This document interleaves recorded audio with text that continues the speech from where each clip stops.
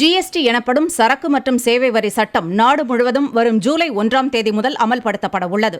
இந்நிலையில் மத்திய அரசின் அனைத்து துறைகளின் செயலாளர்களுடன் பிரதமர் நரேந்திர மோடி டெல்லியில் ஆலோசனை நடத்தினார். கூட்டத்தில் ஜிஎஸ்டி வரி விதிப்பு முறைக்கு தேவையான மாற்றங்களை மேற்கொள்வதோடு அதற்கு தயாராக இருக்குமாறு மோடி அறிவுறுத்தினார். இந்த வரி விதிப்பு முறையால் ஏழை எளிய மக்கள் பயன்பெற வேண்டும் என்றும் அதிகாரிகளிடம் பிரதமர் வலியுறுத்தினார்.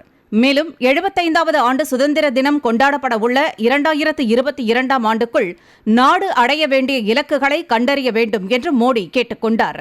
கடந்த 3 ஆண்டுகளில் ஒட்டுமொத்த அரசு இயந்திரமும் ஒருங்கிணைந்து செயல்பட்டதால் நல்ல பலன் கிட்டியதாக கூறிய பிரதமர், நாட்டின் வளர்ச்சிக்காக அனைத்து துறை அதிகாரிகளும் தொடர்ந்து ஒற்றுமையுடன் செயல்பட வேண்டும் என வலியுறுத்தினார்.